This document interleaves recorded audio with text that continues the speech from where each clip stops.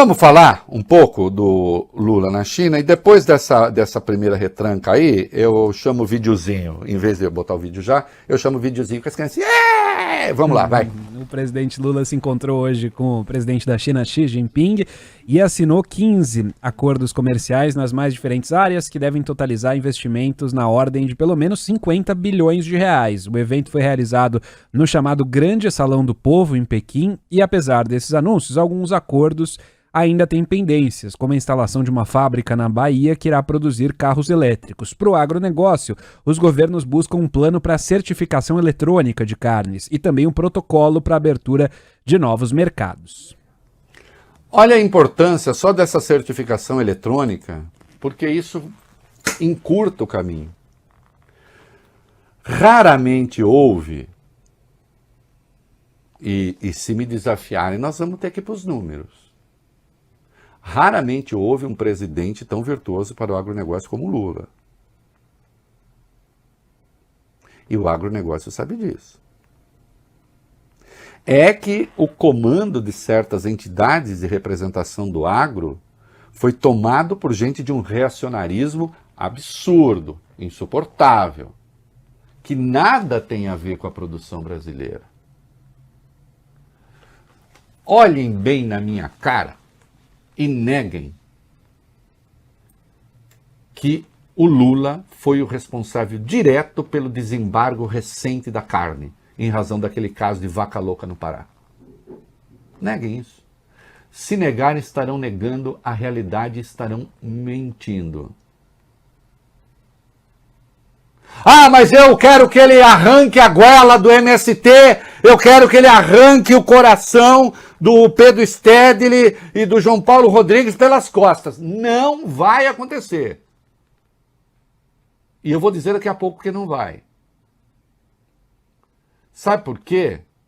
Porque, na verdade, o MST ajuda o agronegócio. O Stedley pode protestar com essa minha frase, o João Paulo também, mas eu vou dizer por que ajuda o agronegócio. Porque quando você diminui a tensão no campo, e diminui, e eu vou dizer porque diminui também, você cria um ambiente de paz, inclusive, para produzir. E nós vamos ter que falar de agricultura familiar. Não vem com ideologia para cima de mim, não, que eu venho com dados. E não tenho medo do debate, não. Vamos botar o... as criancinhas com a música do Ivan Lins, vai.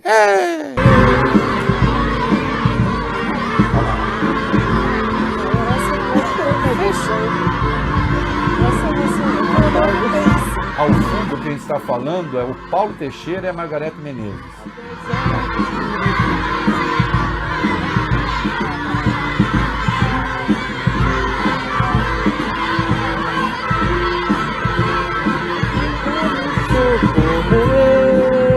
Olha lá, o Ivan Lins.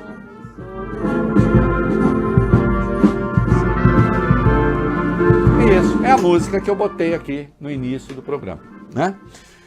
E ninguém vai impedir que a gente faça os acordos, minha querida Larissa Alves. O presidente Lula disse nesta sexta-feira que ninguém irá proibir o Brasil de aprimorar as relações do governo com a China. Em discurso, ele exaltou a viagem que culminou na assinatura de acordos nas mais diferentes áreas. Ele disse o seguinte: ontem fizemos uma visita à Huawei numa demonstração de que nós queremos dizer ao mundo que não temos preconceito na nossa relação com os chineses e que ninguém vai proibir que o Brasil aprimore sua relação com a China. E não vai mesmo, e não tem que impedir, até porque, insista-se, isso não é contra os Estados Unidos. Absolutamente não. Até porque os Estados Unidos também têm que ser mais fofos com a gente, né? Olha, o Lula foi lá, falou, Biden, tapinha nas costas, a hora do Fundo Amazônia, deram um tiquinho. Mas, sei lá, a milésima parte do que deram para a guerra para a Ucrânia, por exemplo.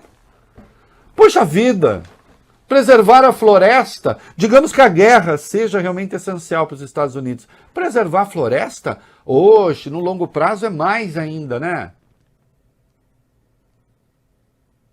Então, estamos abertos à negociação.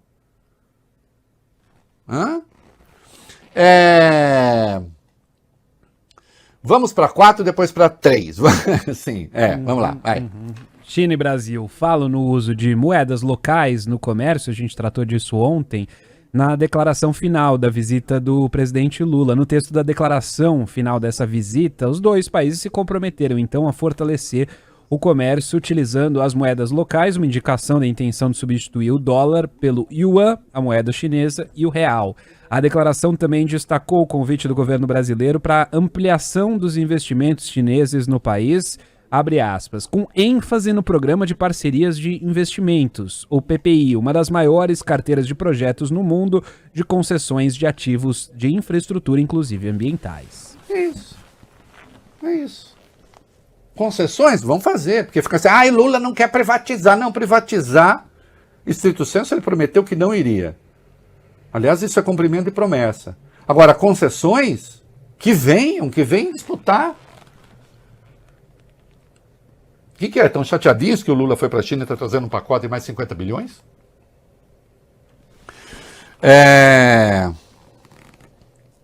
O que foi que o ex-embaixador Thomas Shannon falou? Vai, 3. O ex-embaixador dos Estados Unidos em Brasília, Thomas Shannon, afirma que o governo do presidente Lula está apenas repetindo a narrativa de Pequim ao defender uma moeda única para fazer negócios dentro do BRICS. Em entrevista ao jornal O Globo, ele também disse que seria erro tirar o dólar como referência para negociações. Na visão dele, o Brasil está cometendo uma série de erros. Disse o seguinte: entendo que a China é um parceiro importante para o Brasil na economia global. Entendo que o Brasil quer ter uma relação positiva com a China. Mas, dito isso, o Brasil deve se apresentar como um país que define seus interesses, que articula esses interesses, e não parecer subserviente com ninguém. Hoje vejo o Brasil repetindo a narrativa da China, sem necessariamente obter algo importante para os interesses do Brasil. Com todo o respeito a Thomas Shannon, eu diria que ele, como ex-embaixador dos Estados Unidos, está repetindo a narrativa de quem? Dos Estados Unidos. Veja, eu não me indigno com essas coisas. É do jogo. Não, o Brasil fazer já está evidenciado, o Brasil fazer negociação em moeda corrente em nada é uma afronta aos Estados Unidos. Agora, que o Brasil economiza dinheiro, inclusive reservas, com isso sim. Não é? E por que não pode? É claro que os Estados Unidos preferem que não, porque afinal de contas são os dois países que disputam influência hoje no mundo. Não, eu não acho que o Brasil tem que ficar assim como uma, sabe, falando assim, quem oferece mais? Não é isso, você não está no leilão. Agora, a China é o principal parceiro comercial do Brasil. Aliás, a China é o principal parceiro comercial dos Estados Unidos também. Ô, Larissa, você acha que os Estados Unidos perguntam, quando tem que fazer negociação com a China, perguntam o que o Brasil pensa ou não? Não. Pergunta não. E, portanto, o Brasil tem que tocar à frente as suas coisas. O Alckmin falou sobre Brasil-China, o que é importante. 3 coisas. Não sei se foram 3 coisas. Vai lá, o que nós temos aí? O vice-presidente da República, Geraldo Alckmin, atual presidente em exercício diante dessa viagem de Lula a Pequim, defende que é natural a aproximação do Brasil com a China. Ele deu uma entrevista exclusiva hoje aqui à Band News FM e justificou essas agendas internacionais do presidente desde que ele assumiu o mandato, visitando, por exemplo, a Argentina e os Estados Unidos antes de ir à Ásia. Vamos ouvi-lo. Eu gosto de falar não de reindustrialização, mas de uma neo-industrialização, uma nova industrialização, muito voltada em energia renovável, em sustentabilidade, mercado de carbono. Então é importante o investimento chinês. Nós queremos que venha infraestrutura, né? Logística, indústria, agregação de valor. Há uma expectativa de que haja uma compra importante de aviões da Embraer pela China. Então, é uma parceria, um ganha-ganha, né? É bom para a população dos dois países. É isso mesmo. E aí, olha só. Eu falei, né, Vólio Bene, ontem, Larissa, que não falei, eu falei aqui também, né, mas eu botei na minha coluna da Folha que daqui a pouco o neoliberalismo, os brasileiros neoliberais, uma turminha que se acha neoliberal, vai ser assim uma gente mais minoritária do que aquela igreja síria que ainda fala aramaico. Né? Com todo o respeito à igreja síria que ainda fala aramaico, hein? Porque se trata de... Agora, essa gente aqui fala um aramaico econômico. Eu sempre volto àquela coisa assim, olha, o PT voltou e os juros subsidiados também. Quais? Me dá o contrato. Qual? Juros subsidiados? Mas o Banco Nacional de Desenvolvimento, mas o Banco da China vai emprestar dinheiro para nós. Né? Cadê? Olha lá, vamos lá.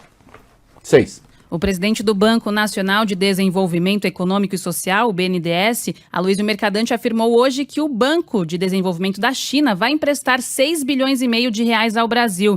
Mercadante fez o anúncio durante declaração à imprensa em Pequim, onde acompanha a visita oficial do presidente Lula ao país asiático. Segundo Mercadante, os recursos serão repassados em 2 operações. A primeira será um empréstimo de 4 bilhões de reais no prazo de 10 anos para financiar no Brasil projetos de infraestrutura, energia limpa, digitalização de empresas, industrialização, inovação e ciência e tecnologia. Isso ele está falando de empréstimo, é a parte menor do conjunto do acordo, mas de qualquer modo está aí. Né? E agora, para fazer uma parte da extrema-direita babar, vamos babar. O Brasil se comprometeu com aquilo que já é o dominante na ONU. Você sabe que a ONU considera... Sabe quantas Chinas tem na ONU, Bob Fruia? Bob Fruia que não está aí, o Vale Bem. Ô Larissa, quantas Chinas tem na ONU? Uma só. Uma.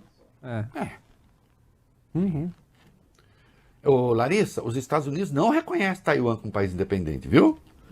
Ficam fazendo o que em 2 córregos se chama fusquinha, né? Que é provocação, barata, que pode ser muito caro, mas não reconhece. E o que foi que aconteceu? Vai lá, o Brasil nesse caso. O Ministério das Relações Exteriores divulgou uma declaração conjunta com o governo chinês que trata dos entendimentos diplomáticos entre os 2 países, e lá nessa declaração, que conta com 49 itens, foi publicada em português e inglês, traz lá como principal ponto a informação de que o Brasil reiterou aderir firmemente ao princípio exatamente de uma só China. Para o governo brasileiro, o governo da República Popular da China é o único governo legal que representa todo o país, enquanto Taiwan é uma parte inseparável do território chinês. O Brasil reconhece a China desde 1974 e, ao fazê-lo, o país já concordou com a premissa de uma só China, mas a declaração em comunicado oficial emitido à imprensa ocorre em meio a essas tensões crescentes entre Estados Unidos e China na região. No início do mês, os americanos iniciaram exercícios militares nas Filipinas dias depois dos chineses realizarem manobras militares no Estreito de Taiwan, isso sem citar aquela visita da Nancy Pelosi, né, presidente da Câmara, ao território que trava essa batalha com a China. Olha aqui, eu estou noticiando, porque está em todo canto, mas a brincadeirinha, Vale Bem, que a gente faz aqui, assim, o cachorro mordeu o menino. Né? Porque o menino mordeu o cachorro seria falar Brasil não reconhece, se nega a reconhecer a existência de uma única China. O Brasil fez o que quase todo mundo faz, acho que são 3 países que reconhecem Taiwan, mas sim relevância, né? E a ONU não reconhece, tanto é que Taiwan não tem, obviamente, representação na ONU. Né? Então o Brasil apenas referenda aquilo que está dado, sem nenhuma importância. Mas é que o momento é especialmente grave. Eu tenho dificuldade de lidar com gente que lida mal com a lógica, sabia, Larissa? Então vamos lá. Eu ouvi um negócio assim, me deu uma tristeza, uma melancolia. O Brasil também não precisava fazer essa declaração justo no meio dessas tensões. Mas peraí, no meio dessas tensões o Brasil ia evitar reconhecer uma única China? O que é que aumenta a tensão? Reconhecer a existência de uma única China ou reconhecer a existência de 2 Chinas? Ou falar, não toco nesse assunto? Pelo amor de Deus! Pelo amor de Deus. Às vezes, como diria Van Less, antes de escrever, é preciso verificar se os 2 pés estão no chão e as 2 mãos não. A frase dele, na verdade, é outra, né? Larissa, tem gente que tem os 2 pés no chão e as 2 mãos também. É boa.